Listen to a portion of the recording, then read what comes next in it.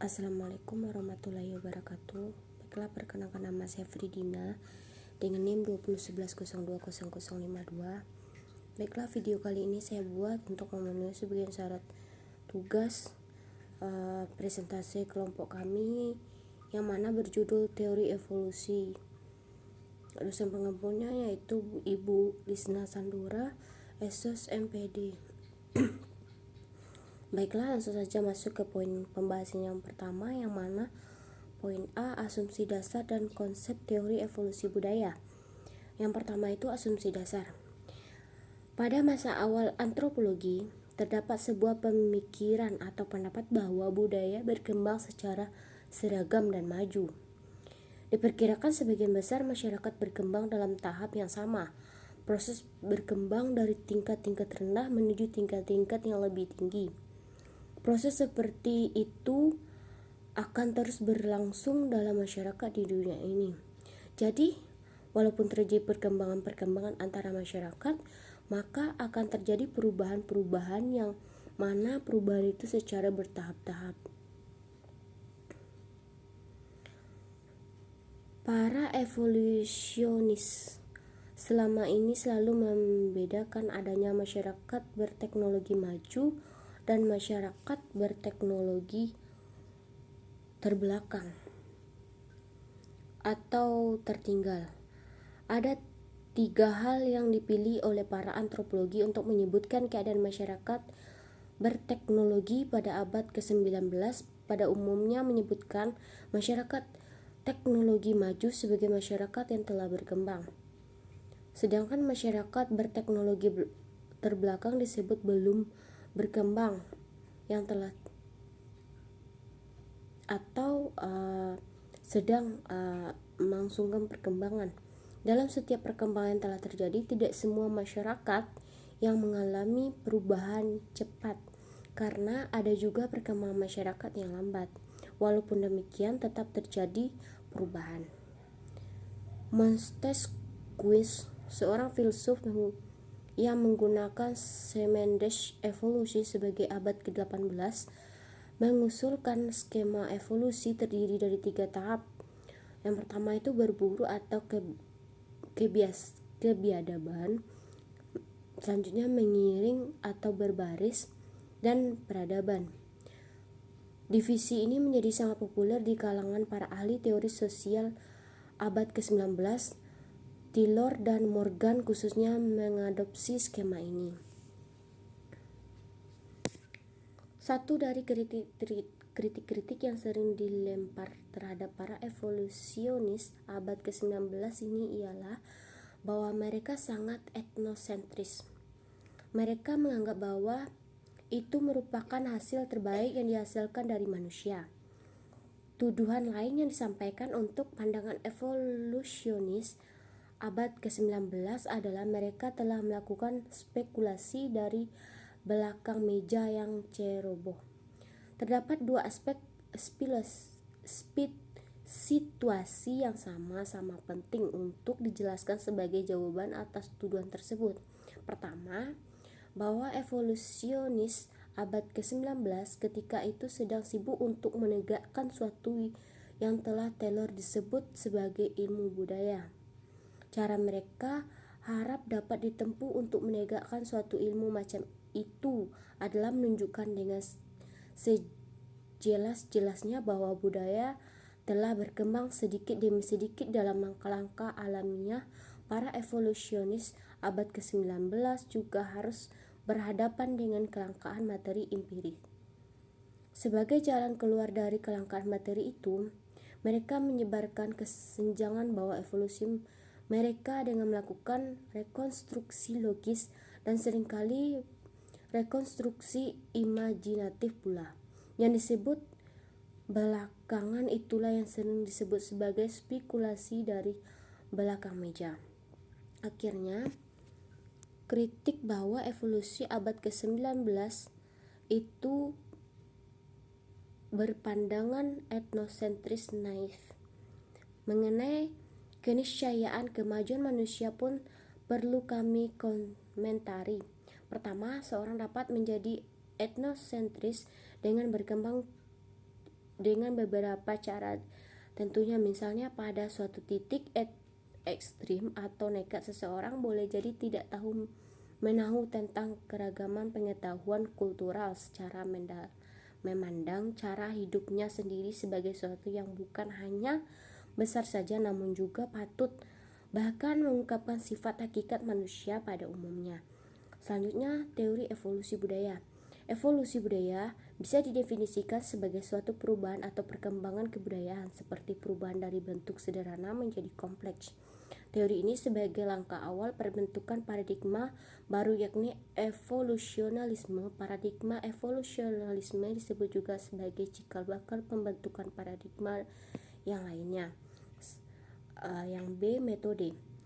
Pada kajian evolusi budaya, terdapat pula beberapa metode yang dapat menjadi acuan, yaitu metode komparatif atau perbandingan dan metode paralelisme atau kesamaan. Kedua metode ini terlahir dari para pemikir pada pertengahan abad ke-19 demi mengatasi pertanyaan-pertanyaan yang muncul seputar masalah evolusi budaya yang muncul tentang perbedaan manusia dan perkembangannya. Yang pertama yaitu metode komparatif. Dalam evolusi budaya tidak bisa lepas dari peranan biologi sebagai stimulus terhadap biologi.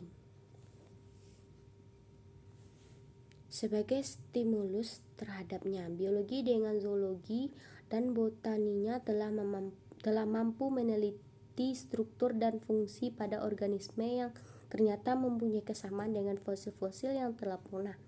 Dengan pendekatan yang telah ditemukan ini, maka metode ini juga coba digunakan oleh John Lubbock dalam kajian geologi. Dasar metode ini adalah sebuah keyakinan bahwa sistem sosial budaya yang dikaji di masa sekarang menampakkan ciri-ciri dari budaya terdahulu yang sudah punah dengan tingkat-tingkatannya.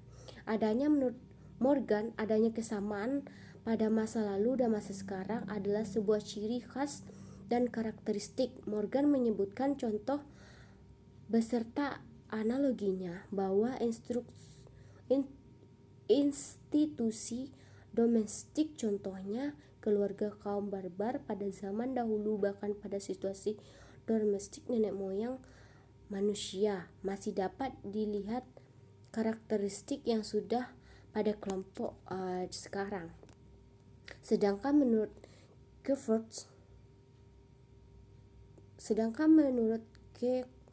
Kekov juga menjelaskan bahwa dalam penggunaan metode komparatif ini, maka peneliti perlu menyusun variasi dan institusi budaya yang akan dikaji dalam sebuah urutan menampakkan tingkat perkembangannya menggunakan proses deduksi.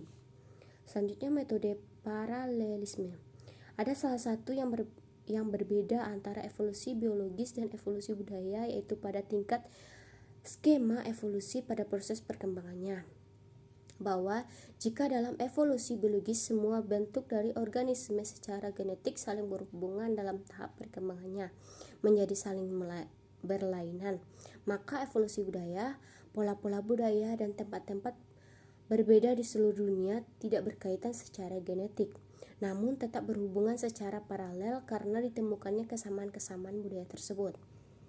Dalam metode paralel, pada dasarnya asumsinya adalah terdapat kesamaan antara budaya satu dengan budaya yang lainnya. Namun, memang terdapat sebuah pertanyaan mendasar dalam metode ini, yaitu dalam segi psikologi dan manifestasi budaya yang tidak sama antara satu budaya dengan budaya yang lainnya. Namun, data-data yang ditempuh memberikan sebuah pengembangan tentang kesamaan fosil antara budaya dari beberapa metode perilaku. Untuk memahami metode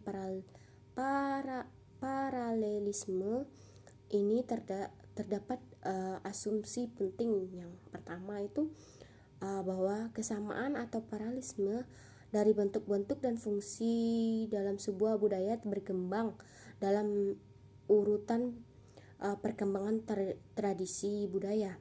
Selanjutnya, bahwa paralelisme berdasarkan budaya, sebab akibat ini terjadi secara terpisah. Contohnya, paralelisme dalam evolusi budaya menurut Lubbock Menurut Lowy, yang dijelaskan oleh Stewart dapat ditemukan dalam sistem angka keramik dan candi-candi. Selanjutnya C. Penolakan teori menurut pendapat H. Spencer. Bila tak pernah membaca karya sejarah lain, selalu dari mana gagasan dan pemahaman Spencer berasal? Menurut Spencer, ide-idenya muncul tanpa gejala dan secara intuitif dari pemikirannya. Ia mengatakan bahwa gagasannya muncul sedikit demi sedikit, secara rendah hati tanpa disengaja atau tanpa upaya yang keras. Institusi seperti ini dianggap Spencer jauh lebih efektif ketimbang upaya berpikir dan belajar tekun. Pemecahan yang dicapai melalui cara yang dilukiskan itu mungkin lebih benar ketimbang yang dicapai dari pemikiran. Sebenarnya jika membaca karya orang lain itu dilakukannya hanya sekedar untuk menemukan perbedaan, untuk menentukan pembenaran pendapatnya sendiri. Ia mengabadikan gagasan orang lain yang tak mengakui gagasannya. Demikianlah Charles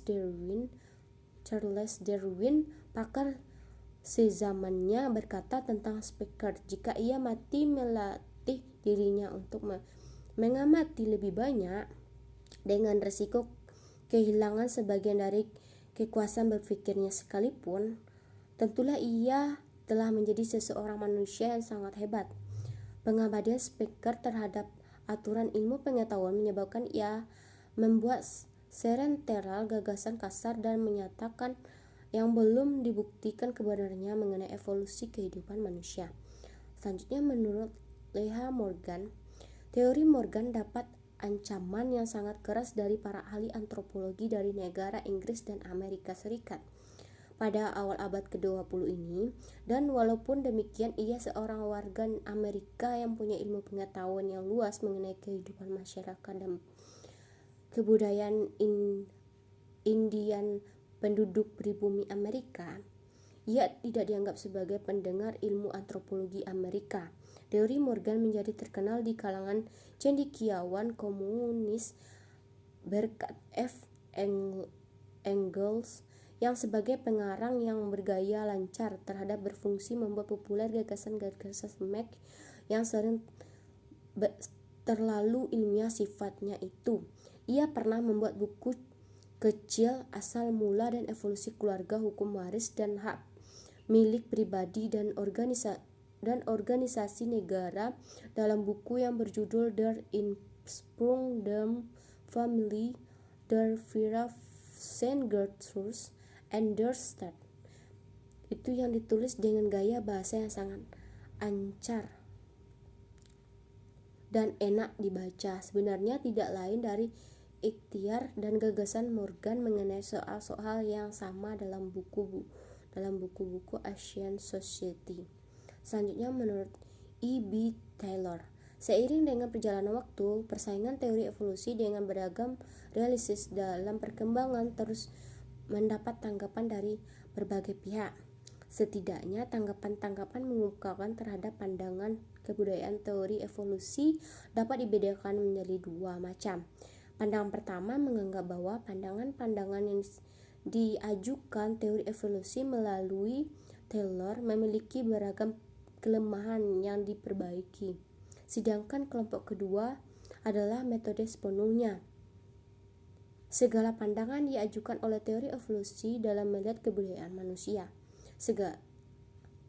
Kelompok kedua ini kemudian hari dikenal dengan difusi kebudayaan sebagai jawaban atas beragam ketidakpahaman mereka terhadap pandangan-pandangan kebudayaan.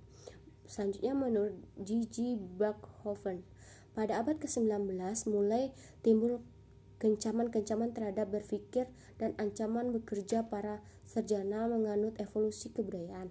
Kencaman-kencaman mulai menyerang detail dan asumsi-asumsi tentang dalam berbagai kerangka dari para penganut teori tersebut. Kemudian meningkat menjadi serangan-serangan terhadap konsepsi dasar dari teori-teori tentang evolusi budaya manusia. Pengumpulan bahan keterangan baru terutama sebagai penggalian-penggalian serta pertambahan banyaknya aktivitas-aktivitas penelitian para ahli antropologi sendiri.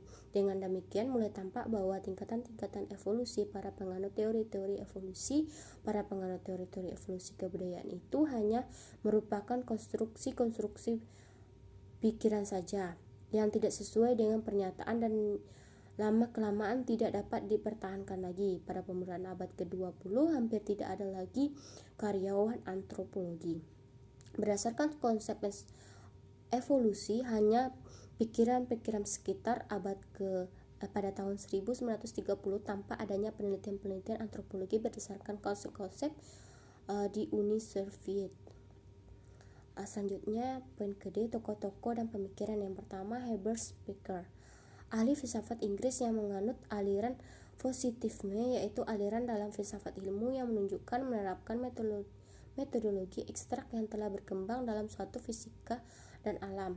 Studi manusia dalam studi-studi mempergunakan bahwa etnografi dan etnografika, semua karya Spencer berdasarkan speksi bahwa seluruh alam itu baik yang berwujud non-organik maupun superorganis berevolusi karena didorong oleh kekuatan mutlak yang disebut evolusi universal.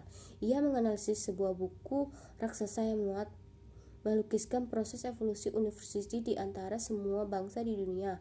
Buku yang terdiri dari 15 jilid itu disebut dengan Descriptive Sociology.